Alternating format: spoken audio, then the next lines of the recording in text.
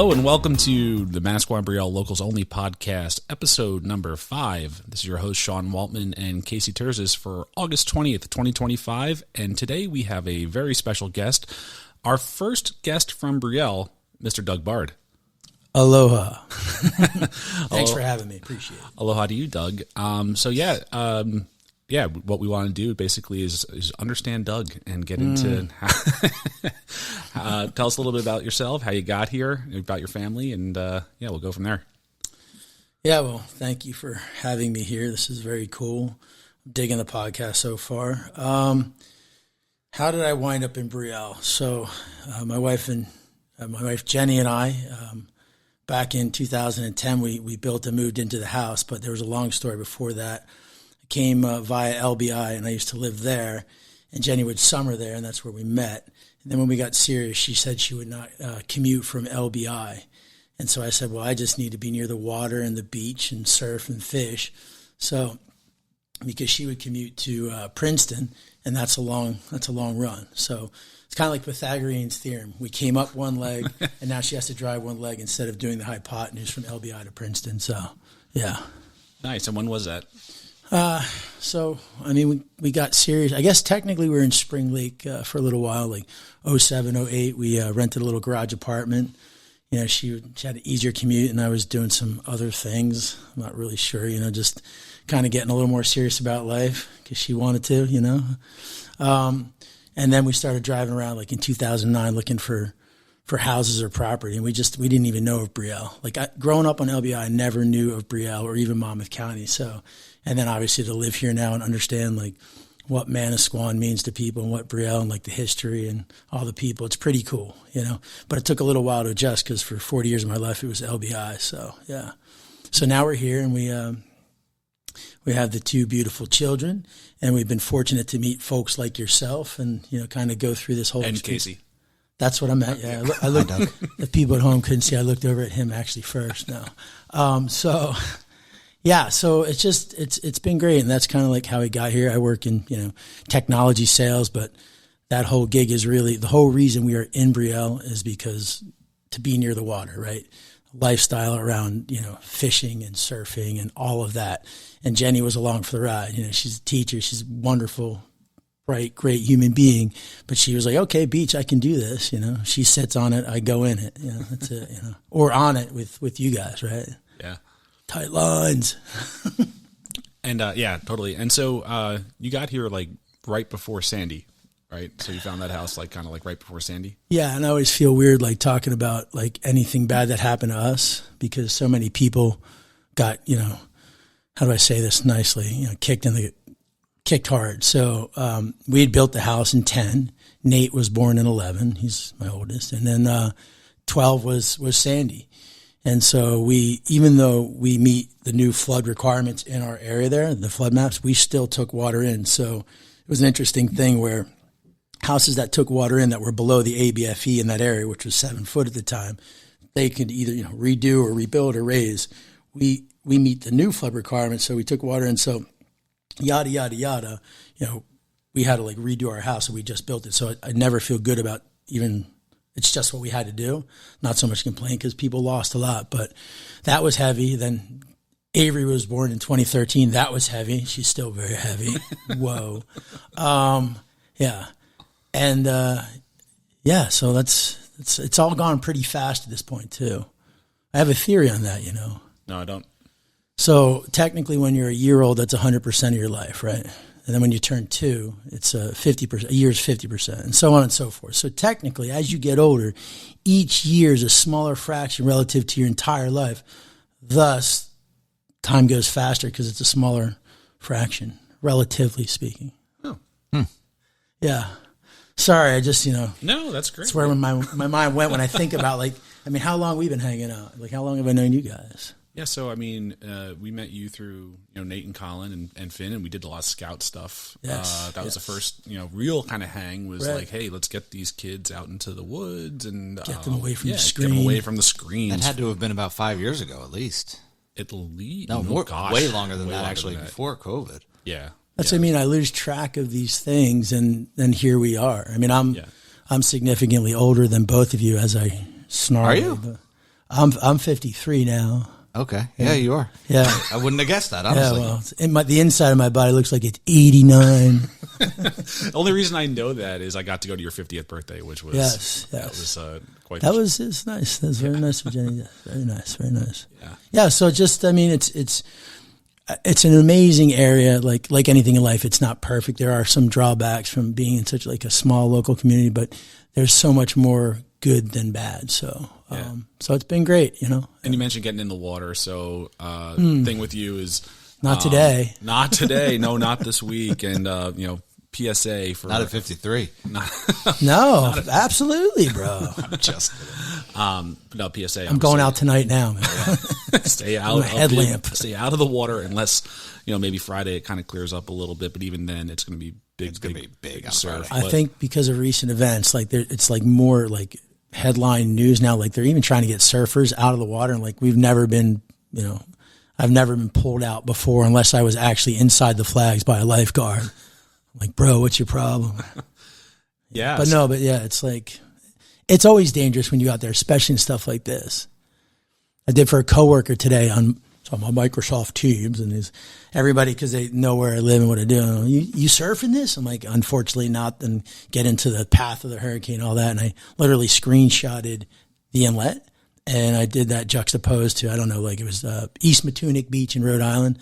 So there you have the swell building, and you have an offshore wind, and here you just have victory at sea. It's yeah. There's one guy, shout out to Michael Jablonski, like when it gets big and nasty and gnarly, like, and he was an LBI guy, like he's the guy, and we're like, we're old and our bodies are falling apart.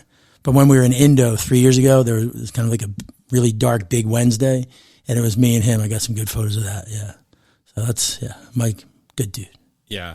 But I mean, every other morning, even if it's okay, yes. I seem to, I'm walking. I saw you guys. After we drop the kids off, like you're usually coming back. Yes. Like, tell us a little bit about that and what you're doing there. It's interesting. So like for me, it's, a lot of people love the gym, people run or whatever. So a lot of people around here surf. There's no doubt about it. But however it's kind of come into my life, it's an important thing. Metaphysically, okay, that sounds like whoa, but like physically, I actually get exercise. I don't like to do much else. Mentally, whatever happens out there, so it's like you're just always wanting to do it, even through the winter. And so there are a lot of guys that I grew up surfing with who don't surf anymore. But I find that's the part I kind of like grind on. I'm like, why did they stop? Because they killed it, and I sucked. I was a fat kid on a Kelly Slater board, bad combo, real bad. But then they stop. They don't do it. And then I do it now, and it's like my life's blood. I actually think about the time when I can't surf, and just to kind of almost prepare for it, a little bit of thinking about it, because there will come a time. But that's one of the reasons I try to keep in decent shape. You still ride shortboard, or you riding predominantly? Everything. Yeah. Everything. I mean, I love my shortboards. I have a little 510 twin fin that I love riding, so that's like a little fish. But yeah, no, and actually today I had loaded my 6'9" Happy Every Day Merrick, and I thought maybe I'd get in this morning, but no, between my slothedness and the conditions, I was no. So I know LBI has some real nice break. Yes. Do you still go up there or down there? Yes. So I have a the hard part was moving my parents. I moved my parents off the island about 4 years ago, 3-4 years ago. It's a thing I won't get into here. You guys all fall asleep, but so that's where like all you guys came down here, went out to bars and leggings and stuff. We had our own version of that. So there's that part of me that just, so my buddies are still down there. The developers down there. There's really good, left hand, call them points or jetties down on the south end of the island that I grew up surfing, but I grew up surfing the north end. So that's like Harvey Cedars. Mm-hmm. That's where Barnegat Inlet is, right? So you got Barnegat Light, you got Love Ladies, Harvey Cedars, like that North Beach, Surf City. That's all the north end, which still does okay with a northwest wind. But if you go all the way south, and it'd be poor of me to mention the names of the breaks, but everybody knows them anyway, but I won't.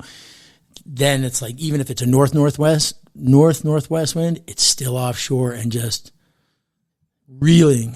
But again, young guys, just in shape, paddle. It's interesting, Doug. You just mentioned a couple things, just not even thinking about it, but wind directions, offshore direction. That's a critical thing, and it's a waterman thing, right? It's different if you're not fishing, if you're not surfing. It's everything for us, right? I mean, you're just in your kitchen, you have the ocean in your kitchen every day, live. Yeah. So it's I think for most people around here, whether you're driving down like, I don't know, whatever, Brielle Road or there's water. It's like you're thinking about the weather, you're thinking about the tides, you're thinking about the wind direction. I mean, when I drove over here tonight, dude, nobody's out, and there's part of it like it's a little spooky, but there's part of it you're like, yeah, it's time. You love the weather, right? Yeah. But I'm reading this book right now. Hang on a second. It's called Isaac's Storm. And it's a true story about this guy down in Galveston here, Isaac Storm, Eric Larson. Okay, a true story. So I've read that book. So it's about the hurricane that hit Galveston, Texas. Casey stole my thunder. No pun intended, bro. Yes, I read the Magic Treehouse version of that story. Oh, yeah. Yes. All right, tell us more. But anyway, yeah. So and listening to this book is making me think about, because I've never heard the word. I'm going to say it without the H. Hubris. I've never heard hubris used more in a book, but they talk about this guy and his like confidence in his weather report, and Galveston 1900s, and they talk about all the stuff leading up to it. So it makes me think back to your earlier comment about Sandy, right? Like I think about, like, people are like, oh, that won't happen again.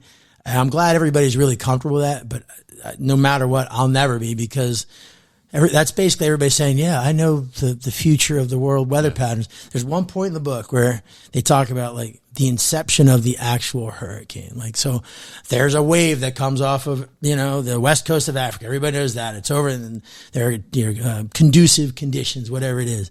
But what is that inflection point? He talks about the butterfly effect. Mm-hmm. And then this happened yesterday. I'm like cleaning the house, and like I had it's one of those ones, because I listen, rewind. I'm like, what? I don't even get it. He's talking about a butterfly on the left-hand side of the tree or the right-hand side of the tree, and like how that possibly could be. I'm just like, it is a really great book for anyone interested. Yeah. Isaac Storm, Eric Larson.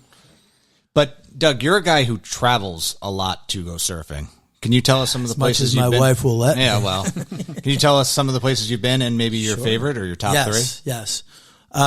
So I did a semester abroad in Australia. So I surfed up and down the East Coast there. As far north as Noosa, far south as Lorne. Bells was flat when I was there. That was really painful. Down to Mexico, Punta Mita. I haven't done South America. All throughout the Caribbean. Indonesia 2 years ago with a bunch of the dudes around here. Let's see. We got a shout out. Can we shout out people? Yeah, of course. We got a shout out Michael Jablonski, Dubé, Ron, Baldy, Cousin Jeff, and the doctor, Shane Huck. Yeah. Amazing crew. Hopefully I don't think I forgot anybody. It was really like we didn't know it, but it just was. It's one of those things when you do it the first time and you just get. So we went way far out, 40 hours of travel. And the funniest part of that whole thing was we were going the Belt Parkway to JFK to take off. Everybody, we're travel beers, so we have to stop at the, whatever it is on the Belt Parkway. Hands down, I've never seen like a worse like bathroom, and like we were, that's how we started off our trip. And you got to some point where you said 40 hours to get there. Yeah. You were telling me just recently. I found out that some of the boards didn't make it initially. Yeah, so probably the most mellow guy on the trip, who actually is the coach of the Manasquan surf team, Jeff Hoffman. Great dude. We call him Cuz because somehow he's related to Doobie, we're on the floor guy, but we still haven't really figured it out. So Cuz.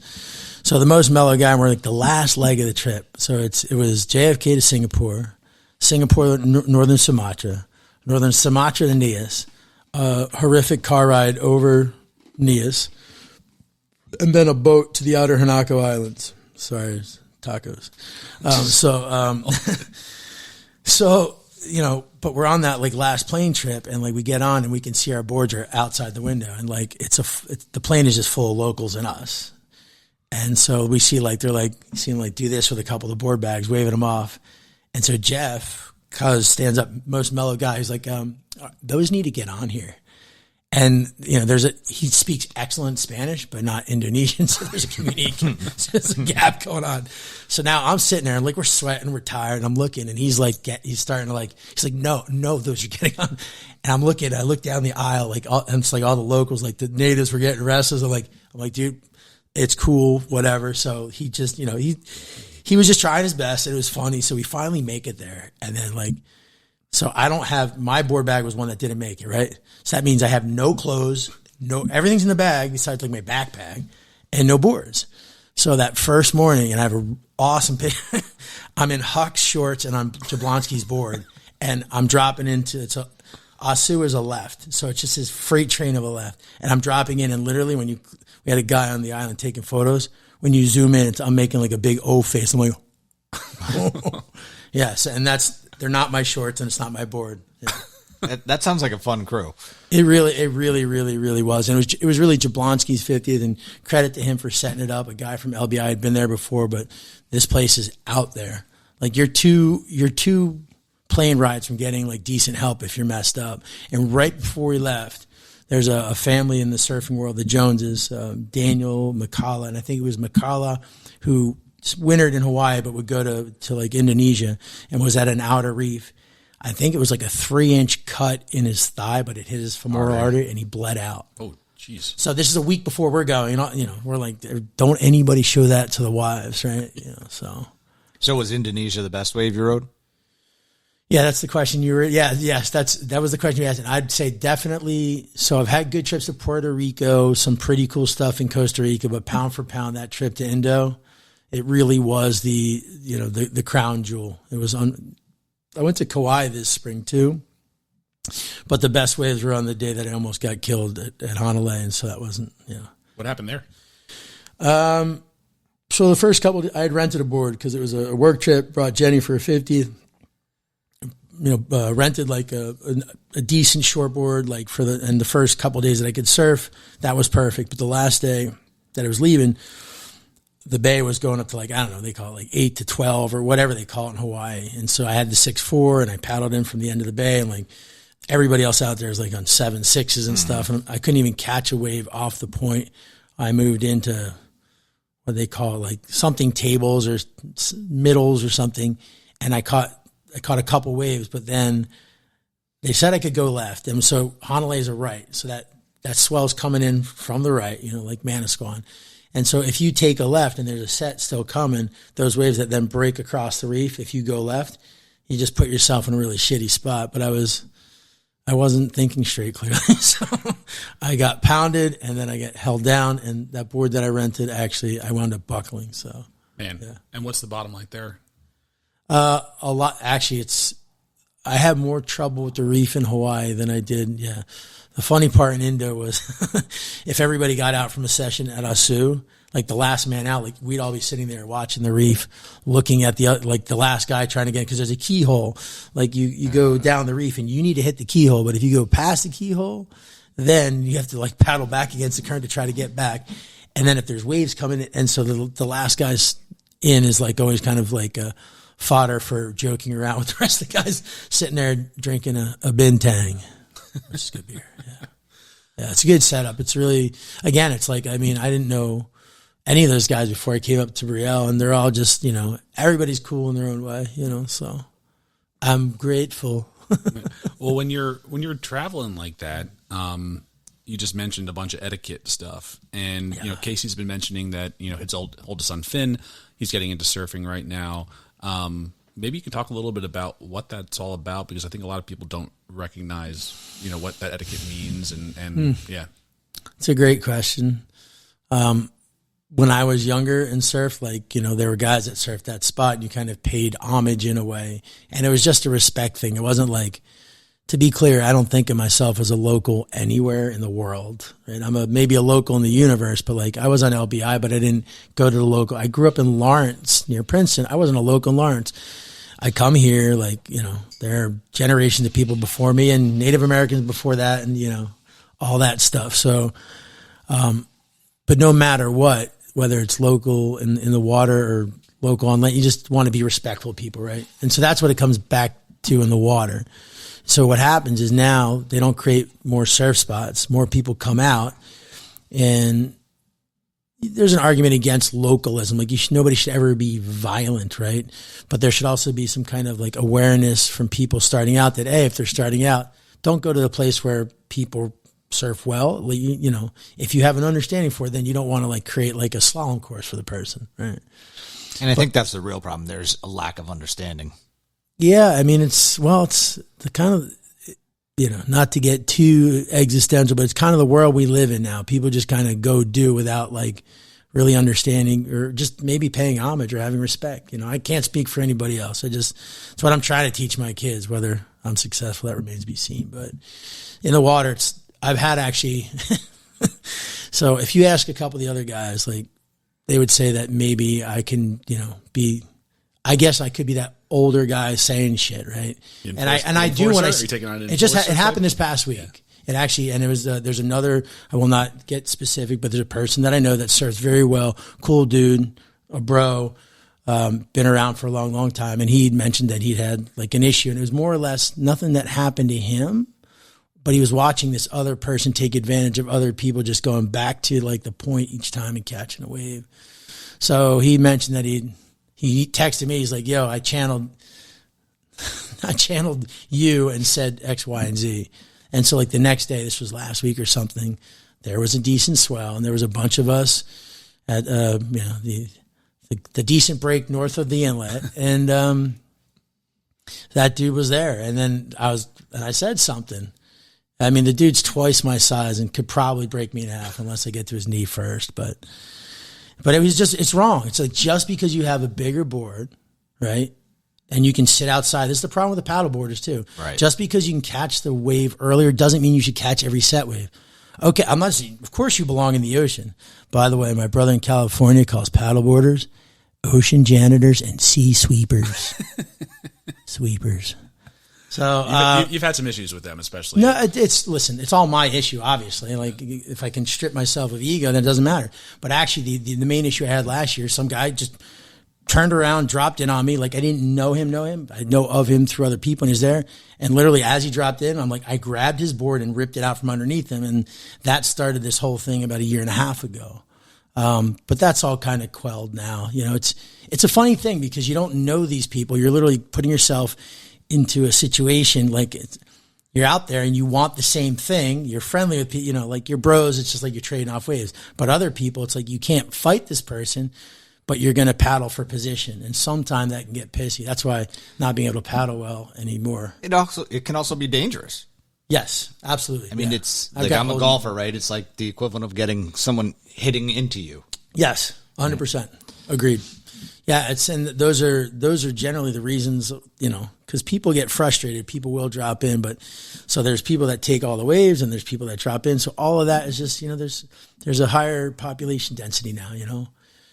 What's the de-escalation path? Because I mean, like, there's got to be some point where there's folks that are like, they didn't mean it, you know, they're new, they didn't realize they're doing something wrong. Like, is there like a communication where you're like, hey, like, don't do that again? Like, what does that look like? You know, Sean, that's a multivariable equation. Yeah. Because it depends on the person who actually got dropped in on, depends on the person who dropped in on them. So anytime there's multivariables, like I've come to a point in my life, like I remember as a kid dropping in on somebody and the guy wanted I'm like, geez, dude, you're really angry. That's literally why I stopped surfing as a kid. Yeah. Is I dropped in on somebody else who had like 15 friends. And he said, if you ever drop in on me again, I'm punching you in the face. I got out of the water. That was that.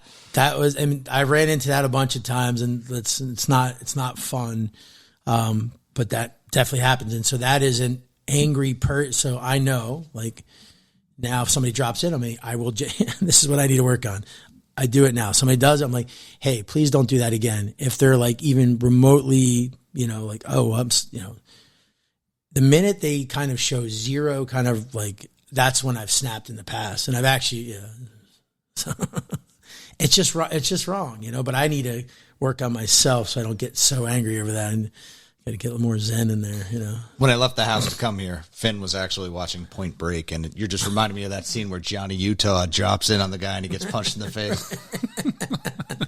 Those are some good, I mean, you know, as cheesy as it, I mean, Point Break and North Shore are just like it just reminds me of a simpler time, I guess. Those are just such good movies. So fun. I mean, it's been like this for a long time. I mean, yes, the population increase has certainly, probably exacerbated the problem, but like nobody regulates anymore, though. No. Nobody. Yeah. I mean, some of the old OGs who I'm talking cousin, about. Yeah. Charlie King. Exactly. Those guys, and that's what I grew up under. And so I'm not trying to necessarily emulate that, but I can understand. I try to think back to when they first started surfing. How would you feel now? Like, you couldn't help but, I would think, kind of see things in a negative light. Like, wow, so many more people, so much less fun. But that's perhaps also maybe a me problem or their problem. No, it can be perceived as territorial, like in a bad way. And my experience with it, my uncle Gary Walsh, he got the catamarans on the beach. Yeah. And we were sharing the same beach. Now this was a beach that originally it was a fisherman's beach. You could only fish on it. You weren't allowed to surf. Surfing was illegal. You couldn't have a sailboat, and all that changed. And now you're kind of competing for the same space. Yeah. And I thought it kind of went pretty well, except I'll remember I was in college, and we just took a little bit of a slice going in and out next to the Whiting Jetty. Mm-hmm. And some guy gave me what are you guys doing? It's like, how dare you? Yeah. So the surfers were typically closer to the inlet, and the catamarans went in on the left side of surfers. So but there was that territorial, and it that did bother me. I'm like, it's not your freaking ocean, dude. Like let's share this. And I'm not now if I was coming in on the best part of the break or something like that, then I would understand it. So maybe it's a personality thing. But I think there's ultimately a safety thing too. There is, but again, going back out to the existential cloud here, I mean, none of us really had, it's not definitely not mine and the people before, there were other people, right? So I always these are the things I try to tell myself over and over so that I remember. So if it's me getting upset, hopefully that kind of de-escalates it. But yeah, it's just the human condition's a funny thing. Nice. So when you're looking and on the safety thing too, the one thing that I will say is when you get big surf like this, sometimes the best assets that you can have in the water are competent surfers. My experience, I think it was sometime in mid 90s, Labor Day type era, big surf like this. My dad and my sister and I were on, I think, Pompano, because I think they condensed. Sometimes they would hey, we don't have enough lifeguards. We're gonna move people down, so we moved down from Whiting. My Uncle Donnie grabbed Devin, but my dad and I got caught in a rip. It was Labor Day, I remember. Yeah, it was Labor Day, and all of a sudden I went from hey, this is fun, and oh, these waves are big, to turning to my dad and being like, oh, we're not okay. Yeah, right. We're not okay. And you look to the lifeguards, and to all their credit, they're just I don't know how we're going to get these guys. Yeah. And damned if all of a sudden we're treading water, and the first person over was Carl Danish on one of his boards. Yeah. Right. But you had moved now. Two beaches to the right. Yeah, 2 beaches to the right. Oh yeah, the rip. You were way out past the rocks. Yeah, exactly. And thank God, and Charlie was out there too. But Carl just calmly hey, grab the board, and then we didn't have a plan. It was but you're okay. Yeah. Right. So I mean, having watermen that really understand that big surf is an asset. Unbelievably so, and it's it's you don't even see them until something like that happens, or you hear about it and stuff. And so, mad respect for all those people who are in shape enough to be able to help others. It's funny. So me and Jablonski, it was a mini victory at sea, so call it solid 4 to 6 foot, nothing like this, and not the period that period. So when they talk about these rip currents, they talk about the period of the swell. Mm-hmm. It's that power that's coming in, the period of the swell that really creates those those rips. You've got so much water, so much power pushing in. And whether the sandbars are what they were or whether they become something new, these things pop up. New little gullies, the bathymetry, if I can say that. Change. Thank you. Yeah. See, it's all about the syllable. It all switches up. There have been times, where it's you try to be comfortable in it. You try to be comfortable getting But I can't imagine the minute somebody like a pedestrian is out there and they feel that panic. I think that's where, they start panicking, hyperventilate. That's where the problems start. Taking in water, hit by a wave. I'm going to be okay. Another wave, Yeah. It's crazy. That's you want to have respect for the ocean. I saw a post this morning on Overhead Manasquan, and it was like, my son has been saying nothing except Friday's going to be awesome. It's going to be awesome, but I don't know if your kid's ready for it. So what would your advice be in terms of like, how do you prep for that? How do you scale up for that? Are we talking about this kid specifically or me?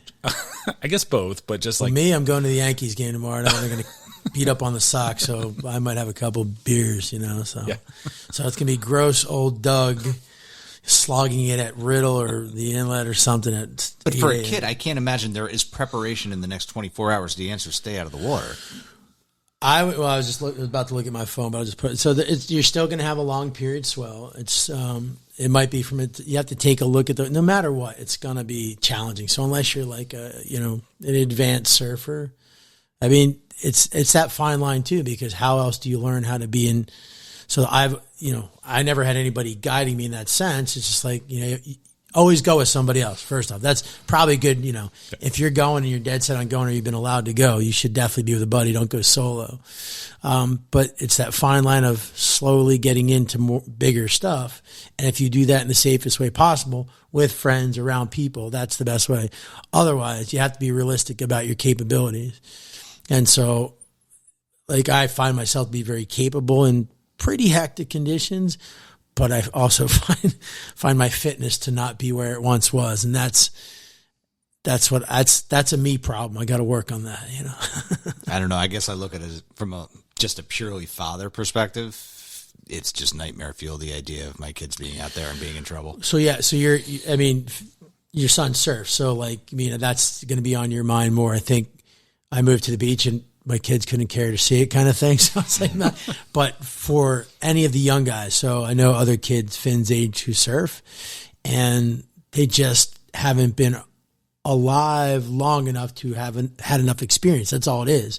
So fine, you feel good about your capabilities. Sure, probably very talented, but it's actually about that water time. Just like on a boat, right? Just like running a boat. You can pass that test, but you need, like anything, right? So reps. Yeah. Guitar, tuna, wide receiver. But what you said, and I think that's the real message is know your limitations and your capabilities. Be smart. You want to be, and I say that as over 50-year-old person, but I think the challenge is my dad would say, God bless my dad, still around, still doing great, 83, retired aerospace engineer. Happiest guy I know on earth, hands down, never partied, never drank, nothing, just sleeps well. But he would always make these really big blanketing statements, and he's an engineer, right? Literally.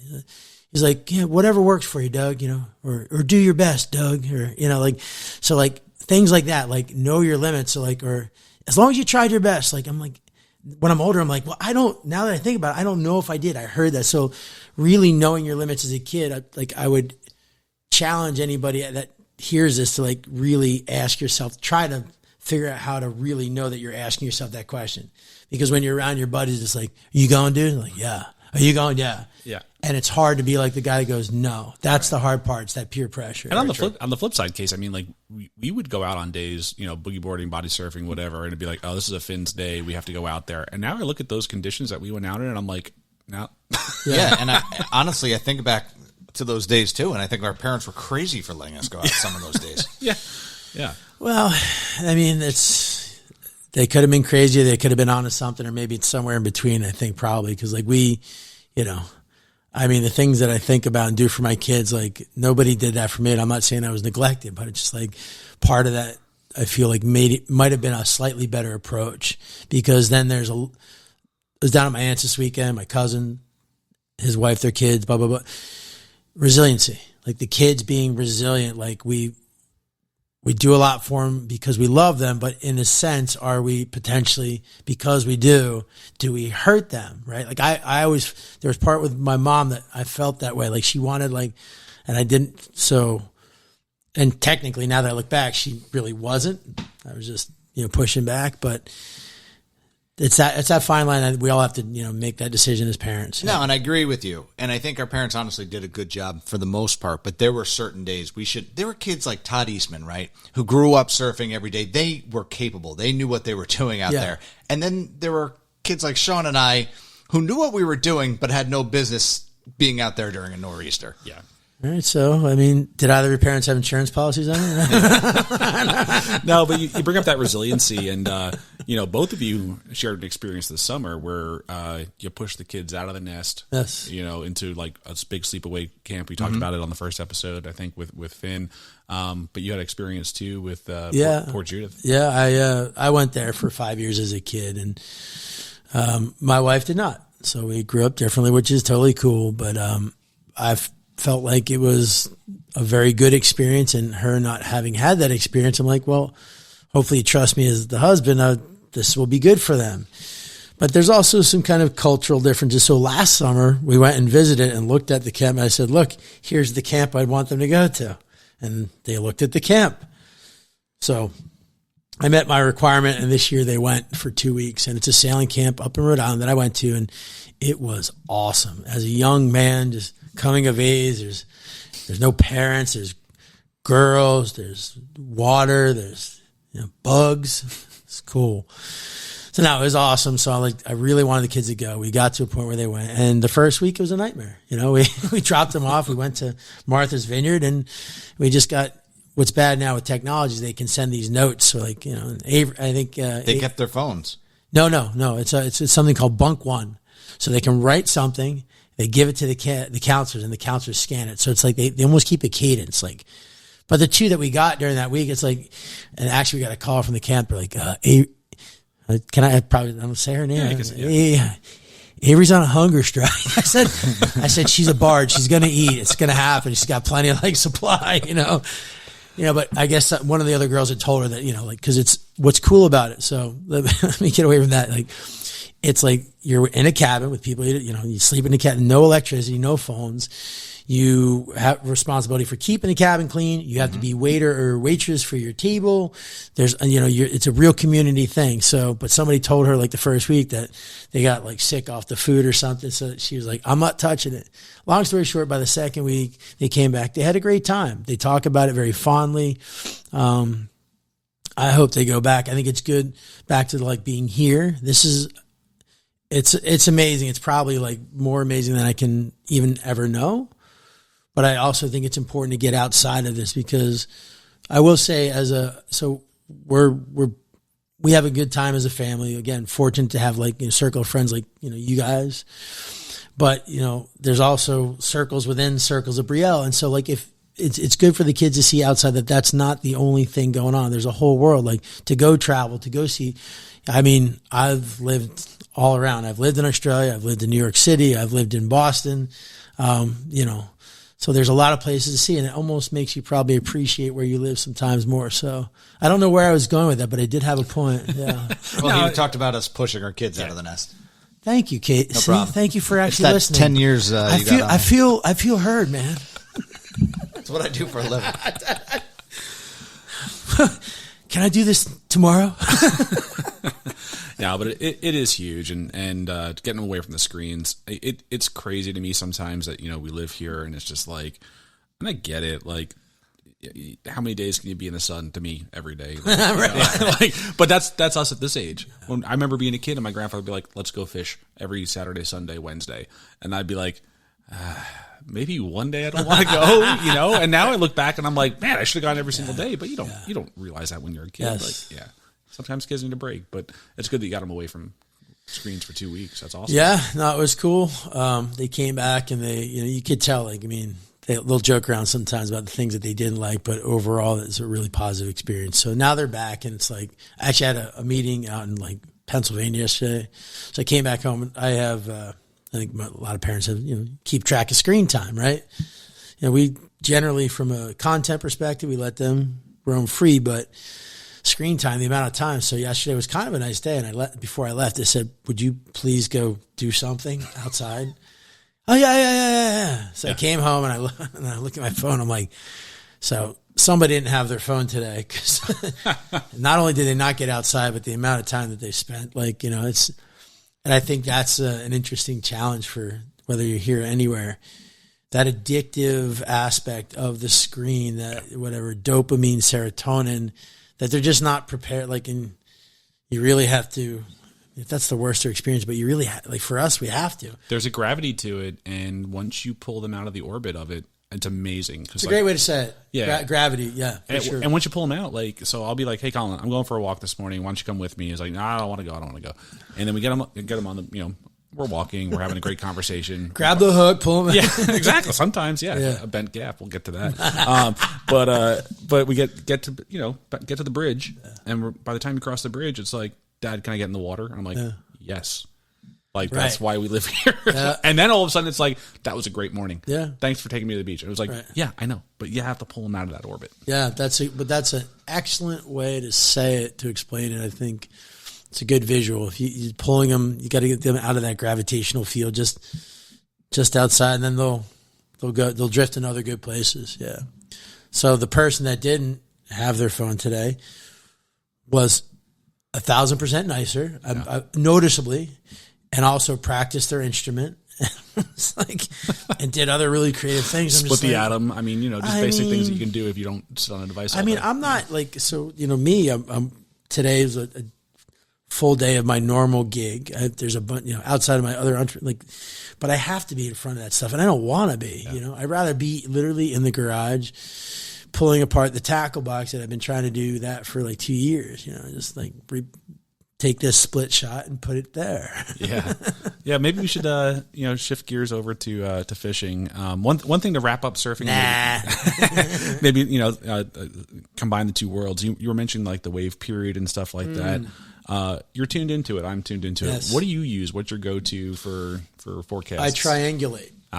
So I you know, one source is not the single truth, I believe. So I think taking like multiple trusted sources. So buoy weather, which I believe pulls from like the NOAA buoys. Surfline's gotten it just better and better and better. Which it's funny because when I think back to when I first started as a kid, obviously no apps, no internet. There used to be surf phones, like the Surfline. 223 Surf. When's the surf coming in? Right. So you guys, I don't know which one you guys call, but we called body language. There was a guy down there. So we had different surf shops down by us. They were like, they each had like a good surfer with them. So my brother worked at Why Not. Skip Miller was the shaper out of Why Not. There's still a guy, he's a legend out of Tom's River. Justin Sitta, still one of the most stylish surfers. But Kenny from Body Language, who had like more like the crazy crew of surfers, he did the surf report. He talked like this. He's like, Wolfman Jack, it's out 2 to 3 foot today, you know, short period chop, you know, winds out of the south, get on it early and get to the shop because we got a big, he's always selling, dude, always selling. And then he became like a harbor master out in Maine. And then I don't know, like, it's funny when you hear about these cats from there was a guy from our island who was the first like older dude that like, yo, so-and-so's dad has a place down in Puerto Rico. And that was my first surf trip. Puerto Rico. There was a crew of LBI guys that like, they hadn't opened up Agua Dia Airport. You know, you flew into San Juan and drove across. Agua Dia was not open at that point. So Rincon? Yeah. I mean, so we'd stay there, just like generally like the North Shore, like Shack's Beach, Isabella. Obviously, like, you know, I've got actually pretty cool, water video from Indicators from 2017, just by chance. There's a guy filming other guys who surf well. he got me. And it's, he's in the water, and so Indicators is like, I think it's Dead Man's is further to the, I guess, east and north, if I'm looking at correctly. And then there's Indicators, right? So there's guys, but I, you know, caught a couple like just firing rights, right? Just, and I see this guy like sticking his head out of the water. I'm like, yeah. Oh yeah, sorry. Like, I'm back. Yeah, so I just saw this guy sticking his head out. I'm like, any chance you, he's like, yeah. And this is 2017. So I'm like, no chance I'm getting this. Yeah. So. Yeah. So again, you're triangulating like old school information. That's okay. Bring it back. So old school information, but it almost is like, so with fishing, surfing, it's like you got buoy weather, you got fish weather, you got windy, you've got the NOAA forecast. Like you're trying to basically get an ensemble. Exactly. It's an ensemble. Yes, it's my Bard machine learning. It's my model. So, but I think I've got it dialed pretty good because there's spots that I surf where there's no camera and so then you can, another spot can be analogous to the conditions there or more analogous than others, even though like they're calling it like they'll generalize I have a buddy from LBI who used to do the surf reports for Surfline early on. Shout out to Rick, Dr. Yugi. But he kept journals way before there was ever Surfline. There's black and whites that we all had like in like Marble. Yeah, exactly. He kept just because he wanted to. And what's cool actually now that I think of it, like Nate, all he loves is the weather. Like this hurricane, it's all we've heard, which is awesome. Yeah. But he wants to go. He wants to take a trip next spring to Tornado Alley. So got that past the wife yet. Can't surf there. So I mean, you bring up that's an interesting point.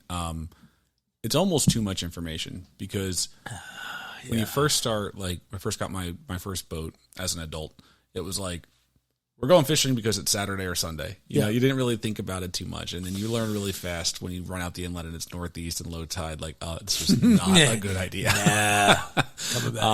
So now you have like this plethora of information and it becomes almost like this, like, analysis paralysis where you're like, okay, I'm looking at this forecast. It's saying that, triples might be good on Tuesday. Who can I get to go on Tuesday? And then like sometimes it doesn't shape up the way that you want. And it's funny, the space that I work in, I know obviously you're like, mapping, geo, I work in data and I was at a meeting yesterday and it's, you can have all the good, math works out, science works out, but you can have all the good math in the world. But when it comes to something like forecasting or waves or fish, there's still this human element, right? Like, so, you could have the best captains and, they don't talk to me, but who they are around here. You can have all of them. 100% of them tell you, go here tomorrow, the fish are going to be there. They might not be there. Yeah. And that's all, that's 100%, quorum, data, whatever. Yeah. And you talk about the reps. It's interesting, like moving beyond going for like a fluke trip, now you're starting to go after target tuna, right? And we've started doing this over the last couple of years, and you've been an integral part of my crew. Thank you for having me. It's been enjoyable. It's nice to be like, Casey talked about it last time, like, no, I can't go on a Tuesday, and like, it's nice to have somebody that has a little bit of flexibility, and Starlink has helped a good, absolutely, a good bit except there. for that last phone call. Yes. No, yeah, it's great. But yeah, it's an interesting thing to try to get into. It really is about the network. It's about the people that the connections that you make and the intel that you can gather, and like the amount of work that goes into just be like, who did you reach out to? Oh, I reached out to my cousin. I reached out to Whiting. I talked to Mills. Like getting this type of information ahead of time. Yeah. Because you're spending a lot on gas. Yeah. Like, and you're taking the time off, or you're neglecting something with the family. Like, there's a lot that goes into all the above. All of the above. But yeah, your father's fishing again. Indeed. How's that sashimi taste? Yeah. Well, and that's the thing, and trying to make it available to them. But our kids, actually, sometimes like an inshore trip or a midshore trip. You tried to make that happen the other weekend. Thank you. Yeah, we'll get it done. But I remember I have a great memory of us like just running out to the mud hole and catching bonito and stuff like that. Something that keeps the kids interested. Like just a great day. Out on the ocean. So it's hard to get those days to kind of line up. Well, not everybody's willing to take a crew like that on the boat. So like you're good that way, man. And I know plenty of people with plenty of boats that are. Oh well, I appreciate it, but like I've said before, like having friends. What happened for us when we were kids? Doc used to take us out all the time, or your father on the old goat. 100%. And what's the old goat? That was his grandfather's boat. That was the name of it? That Barely was seaworthy. That was his penultimate boat. Yeah. It was a 42 Peterman from like Atlantic Highlands, like a down east style boat. I don't know if we have a picture up here somewhere or not. I'll find one and put it on the podcast. Was it called the Old Goat? It was the Old Goat. That was it's a great name. I call my grandfather called me a pain in the ass, and I called him an old goat, and that was just our little thing for a while. We had a boat made by we never had anything new. Like we had a house in LBI, just my parents dumb lucked into literally a lagoon front property in Lovelady. Like we couldn't afford it, but so we always had like used stuff. So we had a boat. So I'm not a gun guy. I totally loved Second Amendment, besides assault rifle, but we had a boat made by a gun company. It was a Browning boat. and it was a yellow. Yeah. And it wasn't even like it wasn't a V hull and it wasn't a tri hull. It was a cathedral hull. So it was a yellow boat with a cathedral hull. I mean, and the name of the boat, On My Life, Endless Mortgage. And the sun had to be like at the right angle with the like whatever kind of lunar cycle for that engine to start. And I was only allowed to go out to the first intercoastal marker. But you were and it was glorious. At how old were you allowed to go out there? Oh, I was heading out like 12, 13 back, and it was a really cool story. I mean, do we have time? We got time. This is cool. You guys will love this. So, the guy that wound up marrying me and Jenny, they lived across Lagoon. So when we bought the property, built the house, 1979, 1980. So this guy just indoctrinated us to the bay, right? So just everything, clamming, fishing. So he tells us once, we kind of get the boat and, he's like, when you go out through the local channel, when you go out to the left, that's your local channel. But there's I think it's 4 black squares, to the north. So heading towards Barnegat Light, Double Creek, Oyster Creek Channel. There's 4 black squares. He goes, do not go to that. We're like, oh yeah, that's a bad sign, right? He goes, yeah, some beep poured a duck blind in the middle of the bay. It's like basically, like a couple tons of concrete sitting about 6, inches below the water line. Okay, thank you. So that was like early on. So we would go out fishing, and where the local channel met the intercoastal at that part of the Barnegat Bay, just seemed to be like a good like confluence of what we did well there. Fluke, weak fish, bluefish. But inevitably, you'd see a boat just running through the bay, just not knowing where they're going, and they're heading for those black squares. And we're like this. We're like, no. And you'd hear, and their whole lower unit just get knocked right. Probably saw at least 6 or 7 in my lifetime. And eventually, they pulverized the duck blind. I would hope. Jeez. Well, booby trap. It's Barnegat. It's Barnegat Bay, and then that whole scene down there, dude, like Barnegat Light is super cool, like kind of tight. I mean, you're talking about, Point Pleasant is a fishing town, right? There's a lot, but Barnegat Light is a fishing town at the end of an island. There's nothing else there, and it's its own municipality. Then you start to go in the other ones. Lovelady is part of Long Beach Township, which doesn't even start again until North Beach because Harvey Cedars, all these little kind of like, and it's just quiet down there. So getting anything done, how the whole government, like my buddies I found out today, they just submitted plans. They bought a retail space down there called Hands. It's an old school, it's like the, Jaspin Hardware, but it's much bigger. So like you're a renter, you need like a grill or whatever, all that crap, you go to Hands. They bought it. They're young guys. They don't know anything about retail. But they want to keep the brand. A lot of people want to keep the brand, but now they want to put in a mini hotel with it, and they just got rejected today. Oh. So again, you have to bring me back because I'm just tangenting. Now we're just talking about fishing and boats, and so you've got Sean allowing the families on there. Yeah, yes, thank you. Well, but we do it together, and sometimes you've had me out on the Bard. And and may have lost a striper or two. No hard feelings. Doug, have you ever used a net before? But I have, I swear. I almost got that bluegill. But sometimes that's the perfect. You have it late in the season. You're at Hoffman's. We can jump on that. And you brought that boat up. That's not the cathedral hole, but you brought that boat up. That you've had that for a while. That was the boat. So when Jenny and I got engaged in 2009, I bought that boat while I was dating Jenny, but I bought it for my parents in 2006. So I never told her that I bought the boat because we weren't engaged.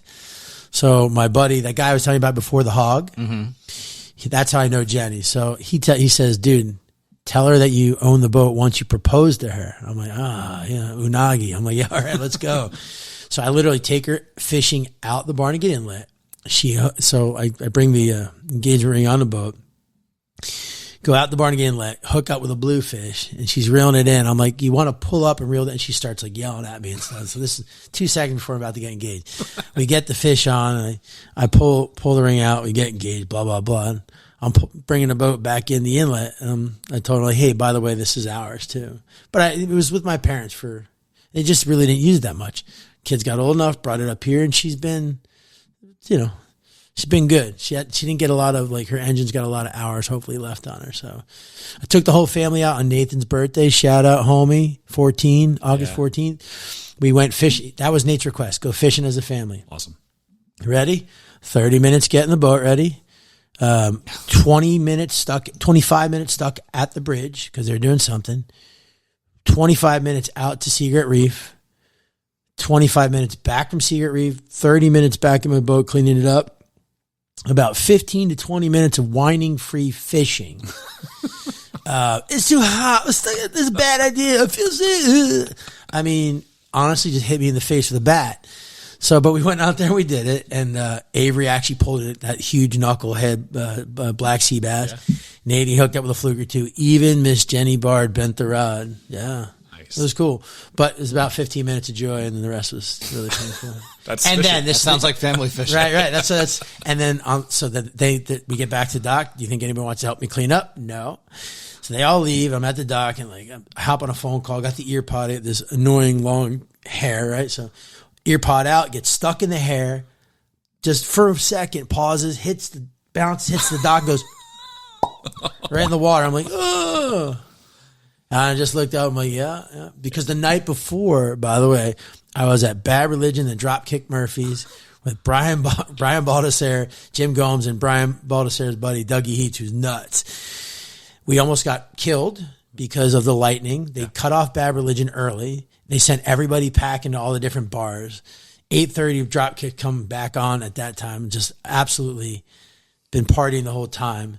Super flagged. And the next day it's Nate's birthday. So of course it can't be but I was definitely feeling it. So out in the boat, hot, no wind. And you know what? In 5 years, all you're going to remember is the big black sea bass and the knucklehead. Yeah. Cause she did not want to fish. She was anti. I've taken Casey a couple times. Like, you've done 2 tuna trips with me, one on Irish Lads, one on Real America. Irish Lads, you were like, he doesn't know what he's doing. And we caught a nice little football. Remember that? That was probably like 7 years ago. Was Mark there that time? Mark who?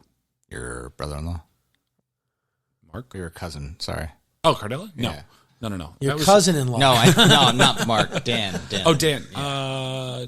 No, Dan wasn't on that trip. Yeah, Mark Dan. I don't know. We've been I think his middle name actually is Mark, which is odd.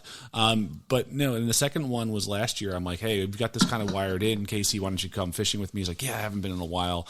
I'm like, cool, Casey, we're going to sleep on the boat tonight. And this was pre my sleep apnea diagnosis.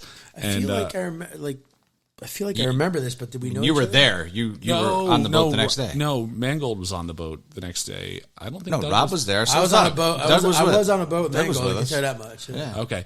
All right. But yeah, thanks for remembering. Jim was there. Jim was there. That's right. It was a strikeout. So Casey hasn't had the best experience, but you look back. That's the beauty of it. That's how you like that time that you finally hit. You know? I don't really care. I have a lot of fun just doing anything. I mean, this podcast, for example, I literally did not expect anybody to listen. Yeah. I like doing things and having hobbies. So, and we've got pretty good feedback so far. We had the mayor on last week, and we got Doug on this week. And I'm following up the mayor. Yeah, the mayor mastermind. Oh boy, it was a very very good podcast. But the interesting thing about it is the memories that you make, and we've had no shortage. The most recent one, just to tell a quick story here. So, I'm looking for people to go out. And Doug is like my always available, or almost always available, unless you're traveling, you got the kids or something. I do the best I can. Yeah, and he says, Sean, I can go out, but I have got one very important call. How's the Starlink working? I'm like, yeah, it's working fine. And he's like, I've got one call, big deal, I can't miss between 11 and 12. And so we pushed off at, I think, about 4 o'clock. We wanted to test out the lights. The lights. The lights were great for getting, I put in new LEDs this year. The lights were great for getting outside of the dock. And then all of a sudden we're running and I don't have them at the right angle. Doug's got his head hanging out the side of the boat because we can't see anything. It gets dicey, but you know, it's like anything else. It's an optimization. We'll figure it out. We'll dial it in. It was and a anyway, good run. it was, this Bacardi bite was on. So we ran out to the Bacardi and, we had a hit early on, and we were like, "Oh, maybe it wasn't." And then we realized that outrigger was it was tight. probably a little tight, yeah. And it's probably 10:50, and Doug's like, "All right, I'm going to go down the cabin and take this call. You're good?" I'm like, "Yeah, I'm good." We're circling around the fleet, and he's like, "Mark my words, you're going to catch a fish while I'm on this call." And I'm like, "Yeah, whatever. We're getting kind of close to the end of the day anyway. At this point, we got to shoot in before the south kicks up." And it's probably 11:30. And damned if it doesn't just start dumping off of the side tracker. And so I've got 6 lines out. 2 guys on the boat. Still don't believe it. It's really amazing. And one on a conference call. One doing nothing to contribute to anything getting a fish on a boat. And that's for sure. the cabin door is closed. It's not soundproof, but I'm like, fish on, and I'm like, I can't clear these lines. And so I brought in this yellowfin, dropped the reel, grabbed the new gaff, and we'll talk about the why I have a new gaff in a second. Perfect shot right through the eye. Get the thing on board. I'm going Yahoo! It's so totally excited. Get it in the box and everything like that. Doug comes up at 12:02 and he's like, "Oh man, how's it going?" And I'm like, "We got one in the box." He's like, "Shut the hell up, we do not." And I'm like, "Dude, open the box." And that was just That wasn't the expletive I used, but yes, you are. I mean, not short of a miracle. Nobody driving the boat. You were headed towards a fleet. Yes. 6 other lines in there. And at the same time, you didn't even have a clue any of this was going on. I heard a squeak or something. I mean, the story, that's the best part. But while this is going on, while he's experiencing this massive joy, my call goes sideways. I'm like, I'm sweating. I'm in the cabin. We'd had, maybe a beer, maybe 2, and I'm just not feeling great. And the call goes sideways and you come out and he's like, "Yeah, I got one in the box." I'm like, "You're full of it." Cause there's no, how do you get the fish in? How does that fish not zigzag and take out the other 5 lines that are out? Especially it's what it wasn't it wasn't the port outrigger. It was the one in the gunnel. It was a port side tracker. Yeah. So you got you got 4 to the right and 1 on the left. How does that fish not get tangled? And then of course the shore shot, right? Is the Beastie Boys, right through the eyeball with the gaff, and literally there was no. I looked at the deck when you said we had one in the box. I'm like, there's nothing even on the deck. I'm like, what is this black magic? Yes, I'm very German. I cleaned it very quickly. Yeah, unbelievable. So, that for me, we have some good memories, as he said before, but that's the conference call Tuna today. Dude. Yeah, one more story. So, I mentioned the gaff, and so that was the new gaff. And, last May, we kind of had the boat for the second year, full season, getting it dialed in. We went out for giants. With McCarthy in May, and we go out for giants in the fog. They were close. They were in the Klondike. They weren't far, and I didn't have any of my own gear at that time. McCarthy had borrowed whatever, and we had 50s, and they were running too fast anyway. They weren't going down; they were going out. You can't catch them. Dumped those 50s in 2 seconds, and so that was our first okay, maybe we can actually figure out how to catch big tuna. Can I just interject for when a fish bites and McCarthy his reaction, it's just the accent, it's so great. I'm sorry. No, if you haven't, it's a thing of beauty. Yeah. That accent, just the Rob's it's on. Awesome. Yeah, it's on. Yeah. But so anyway, so last summer we kind of were dialing it in, and we went through. We had a couple of nice little trips. We went in the tournament. We didn't do very well. But then nobody did. There was 6 fish across 75 boats. But anyway, come to be October, and it's one of those, hey, the window is here. Can we go out? Who's available? And it's Doug. Yeah. And maybe we're at Little Italy, kind of bottom of the 9th, like we typically are. It always seems to be like that. Hey, we got to wrap this up soon. We got to get home at some point. And I think it's that moment that I always go back to. It's where it's almost all over, and then it hits. Yeah. But in that way, in that day, in that time. We're watching the Yankees. I think we got a home run. Yeah, or Is that that Judge? Little week. Stanton. Oh, Stanton. Nice. Extra innings. Oh, nice. Oh, whoa! That was the bottom of the ninth. No, that's the top of the 10th. Oh, they're down. Okay, they're down in Tampa. All right. So that was a live Yankees update as they've won the last 4 out of 5 and are now first place for wild card. Yeah. Yeah, it's just one of those things, man. Like we put in the time. I mean, go back to the day Jimmy Buffett died, and that was the first time we took the Real America out to the canyons, right? Yeah. And it was a very just chill day, very Buffett water, and I've never listened to so much Buffett in my life. I mean, we were on the water for like 12 hours, just like Buffett. Yeah. So, I don't know. You just like, you do all that and then you're out there and then it finally happens. And like, it's just the two of us and we're like, it's on. We're going to do this. Right. Yeah. So yeah, I mean, you got some good pictures, some good video. I burned didn't have gloves on. That lap belt you got, thank God you got a new one because that thing was falling apart, betraying me left and right. Yeah, I had some black and blue man parts from the butt, like so.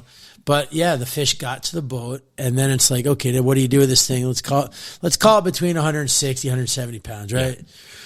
So now it's like I'm spent physically. You've been taking care of the boat. We got the fish there, and we wanted to get it to the door, right in the back. Yeah. But we had the 2 gaffs. But I mean, I'm definitely not the world's best gaffer, and so one of Sean's gaffs, I turned into a right angle. Yeah, we learned you can't really leverage them over the gunnels at that point. So anyway, you replaced the gaff, and it all came full circle into the.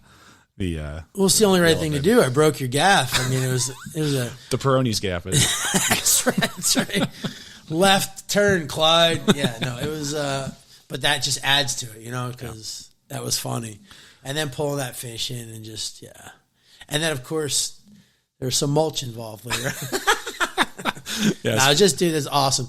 So I recently, just before that, I had caught with my cousins on a charter out of Shark River Inlet, the biggest yellowfin ever caught, 105. So all last year I was drying out this. I sent you the picture, I think. Yeah. Drying this thing out, like I shellac. You have to dry it out, then shellac it so that smell doesn't come out. Painted it up, put it on a little plaque, right?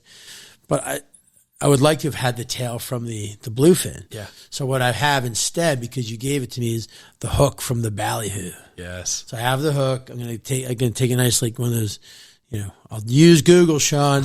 I'll do like a print, and like a canvas print of the fish and us, and so it's in my garage. Like all the stuff as a dude you keep in your garage, So I'll have that there. Yeah, that was epic, dude. Epic day for sure.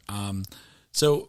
We're over an hour, but one thing I definitely want to talk about is, and you mentioned your dad. Yeah. And so please tell us about the tape. They win it? Another home run. Another home run. Back to back jacks. Back to back. And Harry Callis, pass me another bourbon, would you? You missed those guys, right? Those guys are the good call guys. Yeah. Stanton. So the wave tapes, I'll tell you what, man, that's like...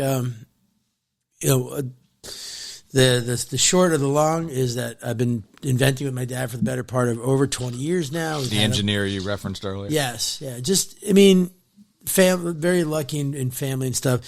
Dad's like a completely different animal. Like, just, we do this stuff. And like now it's become this thing where we have an idea that's become marketable. The wave tape, it's for anybody that's ever used clear packing tape and you can't find the end. It's like, we've solved it. We've gotten to market. We're out. We're selling. It's, it's patent pending. There's all these really good things. So it's just kind of an inflection point. My parents aren't reversing. They're not Benjamin Buttoning. So it's like there's this internal thing for me where I just would love to see, like, they're already, God bless them. They're already very proud. But like there's this drive to make this thing work. So right now, me personally, I support the entire initiative. Like my dad's done what he could.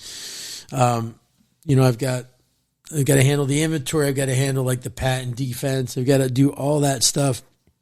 And in the end, it's like something like this. Like, you have me on here tonight. This is awesome. It's any kind of like exposure where you can talk about it and let people know about it, because we're on Amazon and it works. And we're actually have a better product now because we're manufacturing in a different place. But it's, it's not saving lives. It's just packing tape. So how do you make that kind of cool and, dare I say, sexy, but just if people know about it and it's about the same price, it's enough of a value proposition from just a hassle-free to get them to buy it. But we think the real value proposition is if people use this en masse, just say like, you had 1 million people using this and 1 million people using regular packing tape, you're gonna save some tonnage and waste. Yeah. So we have to kind of highlight that because I think that's an important piece. But in the end, it's also like, as a dude, as a person, as somebody who's started on something and working on stuff for years, you just want to do what you consider crossing the finish line. So that's what I'm trying to do. Yeah, and well, let's get more into it. But like going back just a step, like your dad's always tinkered, right? You told me about the perpetual trunk, tinkerer. The house in LBI was a bit of an experiment on its own, right? Oh Lord, yeah, it was his own version. House experiment. Yeah. So as a child, as much as I love my dad, he's just a completely unique dude. So when we had a house, they find this lot on LBI, it can't just be a house with a roof, right? It has to be a unique design of solar. So he basically did his own version of what's called passive solar, some kind of a variation on a French variation. So with passive solar, you have what everybody has now is photovoltaic, right? And transfer electricity. With passive solar, you have what they call a trome wall. So basically it's a southern facing wall that is then painted black because it absorbs the heat. And across the wall, you have vents that go through the cinder block into the house, so that your south facing wall is like the cinder block wall with like literally spaces. So there's an opening into the house. Like a 5-foot wall? No, this wall is like probably about 40 feet wide by like 40 feet tall. It's the whole front of the house. Oh, your neighbors. What about me as a kid, Casey? People driving by like, no way, it gets worse. Well, it gets worse and better. So then in order to take advantage of that, you basically place a layer of plexiglass or some kind of hard plastic over the wall so that it then you cap the wall. So now as the sun hits the wall, it's hitting the black, it's absorbing the heat. You have the plastic that's encasing it, and then the heat that's trapped between that plastic and the plexiglass and the cement block black trome wall, that air is pushed in through the vents and heats the house. So then that's how the house is heated, and it works. During the summertime, you then uncap the top of the wall, and now because it's heating up in between, the heat rises and actually pulls, in theory, pulls air through the vents.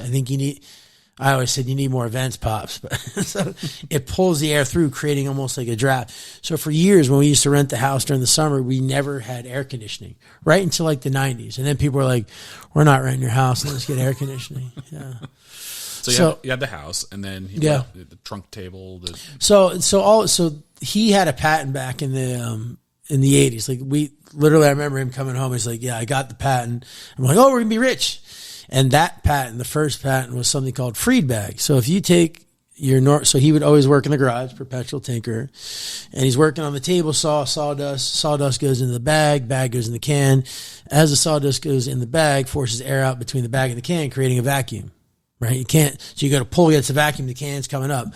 So one time he busted a bag, and that was his epiphany. So he created something called freed bag, which is essentially a tube. Right? It's like fancy open-ended conduit. You stick in the side of the can. So when you pull the bag up, air is drawn through the tube, breaking the suction. Mm-hmm. So that was his first patent. Kind of flash forward about 7 years ago, my sister-in-law was looking in Popular Mechanics, and he had gone to Rubbermaid, and he sold some here and there, and we created in-store displays. But as an individual inventor, it's very difficult. So Rubbermaid now still has in their Brute cans something called the venting channel, which literally it looks like the figures in my dad's patent application that was approved.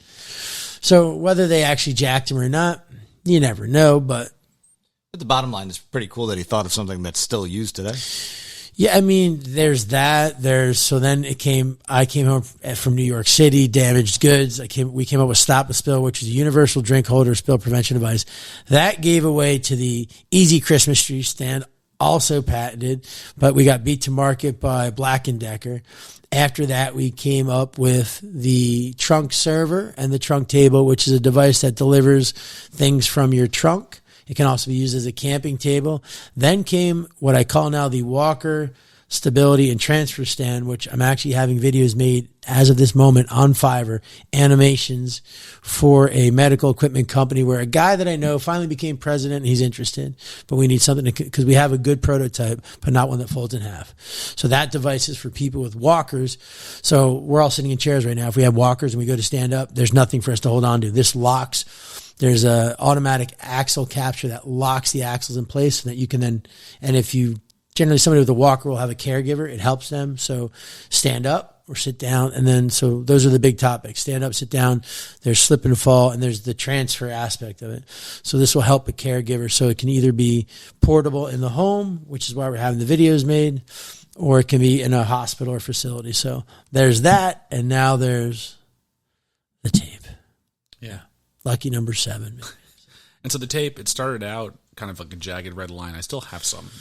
It started out as toilet paper. That's the whole story. Is my dad's 83 now, but he was in the bathroom. He couldn't find the end of the toilet paper, and I said, "Hey, I don't know about toilet paper, maybe clear packing tape." So that's kind of how we got there. Yeah. Toilet paper is it's the demo on that one's a little rough. Sure, but as you take a sip there, the tape now, it's been a second iteration, and yes. You've been at trade shows. You've got a whole lot going on with it.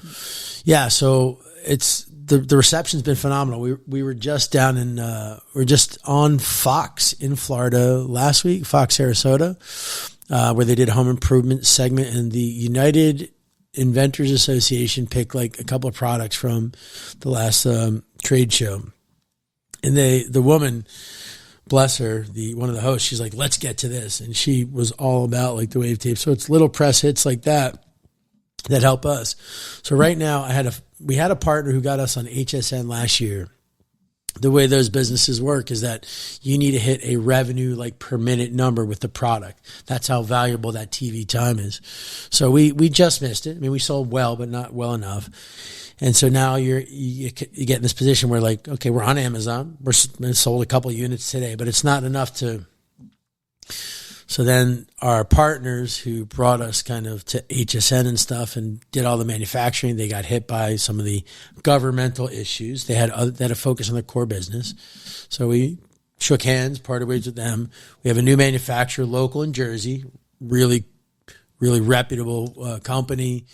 So established that. The thing that I'm having trouble with right now and what's holding us up a little bit is when you're a new company. So we sell units on Amazon, but if you don't sell enough to get a 3PL, and what that stands for is third party logistics, they don't want to shelf their warehouses with a new product without a guarantee. So they want a minimum sale quantity per month right now. And that's where I'm like, so between that, trying to find a good 3PL that integrates with Shopify, which if you remember, I was working on the site where we're watching the kids taking the boating course. Yeah.